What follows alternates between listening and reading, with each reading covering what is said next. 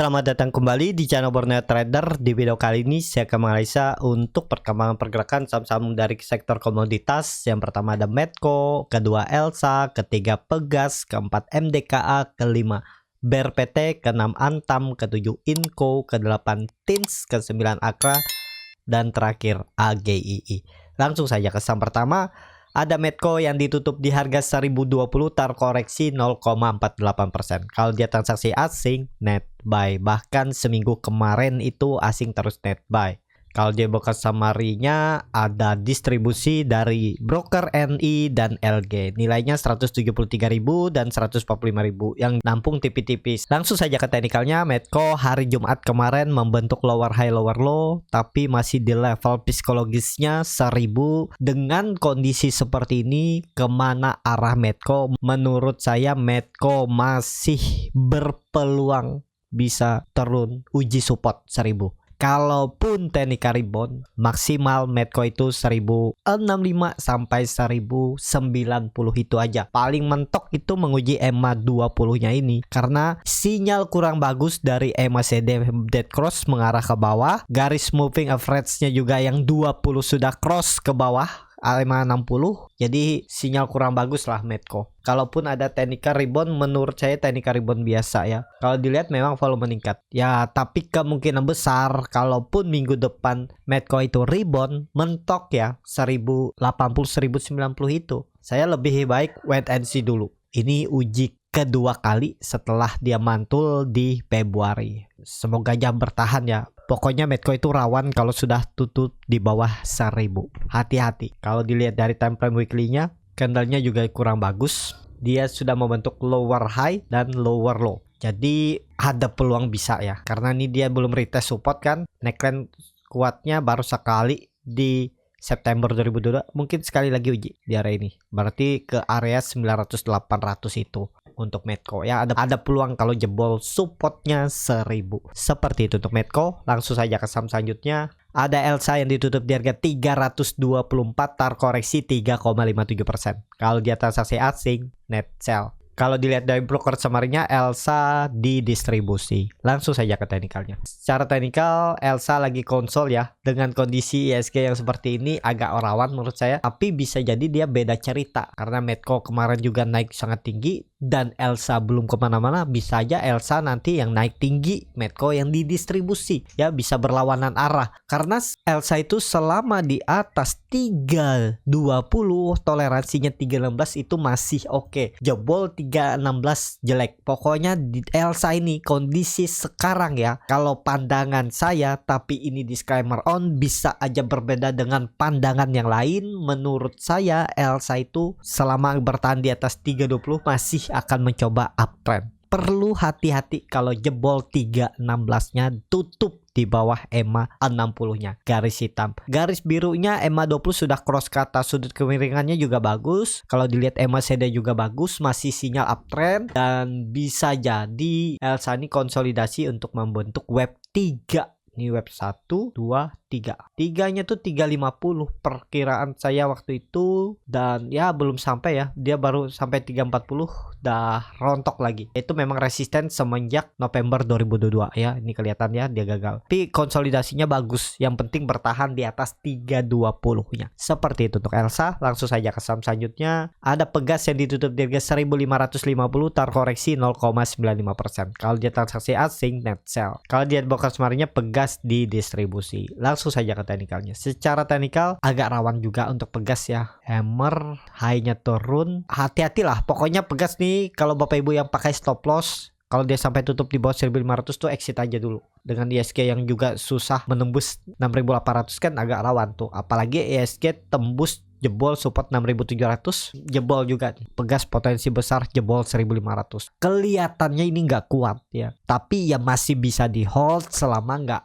turun dari 1500. Kalau dilihat dari time frame weekly-nya, koreksi volumenya biasa aja ya, masih menunggu konfirmasi juga ya, bertahan nggak di atas 1500. Seperti itu untuk Pegas. Langsung saja ke saham selanjutnya. Ada MDKA yang ditutup di harga 4080 terkoreksi 1,44%. Kalau dia transaksi asing, net sell. Kalau dia buka semuanya, MDKA ada sedikit akumulasi. Langsung saja ke teknikalnya. Secara teknikal MDKA agak susah juga ya. Udah ini kalaupun rebound terbatas maksimal 4200 4250 itu, dan menurut saya MDKA berpeluang masih bisa ke 3800. Arah target saya masih bisa ke sini karena dia udah kelihatan jebol support 4200 palingan, kalaupun technical rebound biasa atau pola dead cat bond dan turun lagi ya. Itu lebih baik wait and see aja dulu. Tapi kalau Bapak Ibu mau ODT fast trade, mungkin simpan cari profit 2% 3% dengan stop loss juga sekitar itu ya. Risk reward 1:1, nggak bisa lebih, nggak bisa 1:2, resikonya lebih besar kalau kondisi lagi downtrend. Seperti itulah. Kalau melihat ada buying power ya bisa masuk. Kalau Bapak Ibu tertarik bagaimana cara melihatnya untuk ODT fast trade, baik saham big cap, liner ataupun gorengan, itu bisa di kelas scalping Borneo Trader. Mungkin di bulan April atau Mei ini akan saya adakan lagi. Silahkan kalau mau join dan daftar kelasnya berbayar bisa klik linknya ada di deskripsi, link tree, dan pilih kelas scalping. Jadi seperti itu. Untuk MDKA belum saatnya juga, kelihatannya loh ya, masih berpeluang besar arahnya ke bawah. Apalagi candle minggu ini juga jelek, konfirmasi turun dengan volume besar. Jadi patah trennya, peluang besar 3800 arahnya untuk MDKA. Seperti itu untuk MDKA. Langsung saja ke saham selanjutnya. Ada BRPT yang ditutup di harga 780, terkoreksi 1,26%. Kalau dia transaksi asing, net sell. Kalau dia bakal semuanya BRPT di distribusi. Langsung saja ke teknikalnya. BRPT ini ada kolerasinya dengan saham cuan ya, yang sudah arah 3 hari setelah listing tanggal 8 kemarin. BRPT ini saya lihat ya, saat dibuang dia naik ke 1000 terus dibuang, itu karena kemungkinan besar itu bandar atau smart money-nya itu pindah ke cuan. Mungkin ikut IPO atau maintain saham saat listing IPO. Kelihatan juga cuan naiknya juga cukup signifikan ya. Nah, jadi seperti itu ya. Kalau di kondisi seperti ini menurut saya BRPT itu agak berat. Saya juga ada beli BRPT di 815 dan cut loss di 790. Saya exit dulu tuh. Walaupun memang 780 ini masih bisa ditoleransi lah, belum cut loss, tapi saya exit dulu. Saya pindah ke saham yang lain. Jadi seperti itu. Untuk BRPT belum kemana-mana. Kita lihat aja bertahan nggak. Kalau bertahan untuk naik lebih tinggi agak susah juga dengan kondisi ISG seperti ini. Kalaupun naik, BRPT itu mentok ya, EMA 60-nya ini 830. Jadi naiknya tuh mungkin sekitar ya maksimal 4%. Bisa jadi konsolidasinya 4%. Jadi kalau Bapak Ibu punya di 800, 815, 780, kalau dia mendekati 725, 730 bisa TP dulu. Susah untuk dia naik lebih tinggi ya, karena sudah turunnya terlalu dalam. Untuk dia mantul ke atas tuh agak berat. Mesti konsolidasi, akumulasi dulu. Jadi seperti itu. Untuk BRPT, langsung saja ke saham selanjutnya. Ada Antam yang ditutup di harga 1880, menguat 0,26%. Kalau dia transaksi asing, net sell. Kalau dia broker summary-nya, Antam hampir sama aja antara akumulasi dan distribusi. Langsung saja ke teknikalnya. Secara teknikal, Antam neckline ya, tapi agak susah menurut saya kalau naiknya cepet tinggi ya. Karena kenapa? Karena dia udah jebol level psikologis yang kalaupun mantul ya seminggu ke depan maksimal 2000 itu aja, dan masih berpeluang besar Antam ke 2000. Menurut saya seperti itu. Peluang besarnya masih bisa turun. Kalaupun technical rebound itu pola dead cat bond. Kecuali ISG tembus 6890, 6900. Ya bisa balik arah Antam. Tapi selama ISG di bawah 6800 sangat berpeluang Antam ke 1800. Seperti itu untuk Antam. Langsung saja ke saham selanjutnya. Ada Inco yang ditutup di harga 6400, menguat 0,78%. Kalau dia transaksi asing, net sell. Tapi kalau diakumulasi selama seminggu itu net buy. Kalau di broker sebenarnya Inco ada akumulasi. Langsung saja ke teknikalnya. Secara teknikal Inco di level psikologisnya juga kondisi seperti ini ya mungkin bisa technical rebound lah. Tapi kalau ke 6800 agak susah menurut saya. Tapi ya tetap ada peluang. Kemungkinan naik-naiknya itu 6.600 itu ya, 6.600, 6.650. Di tengah-tengahnya ini aja mungkin susah naik lagi untuk Inco ya, kemungkinan loh. Di tengah-tengah ini aja susah naik, sekitaran 6625, 6650 itu aja susah Inco ya. Tapi ya kita lihat aja, maksimal kenaikannya menurut saya ya mentok 6.800 kalau bisa naik minggu ini. Dan kalau misalnya Bapak Ibu berminat, tapi ini kembali lagi disclaimer on, ya kalau beli harga penutupan hari Jumat itu turun 1%, 2%, exit aja. Gagal, dia harus candle hijau juga, gak boleh lagi turun dari 6.400 nya untuk Inco. Kalau dilihat dari time frame weekly-nya jelek, walaupun ada ekor. Tinggal lihat Senin, bertahan gak di atas 6.400. Seperti itu untuk Inco. Langsung saja ke saham selanjutnya. Ada TINS yang ditutup di harga 1145, terkoreksi 0,86%. Kalau dia transaksi asing, net sell. Kalau dia buka semuanya, TINS didistribusi. Langsung saja ke teknikalnya, TINS hammer di 1100, ini level psikologis juga. Kalau turun dari itu juga lanjut downtrend, di bawah 1200 saja udah jelek ya. TINS kelihatan nih, sinyal kurang bagus, dia mencoba nembus, gagal.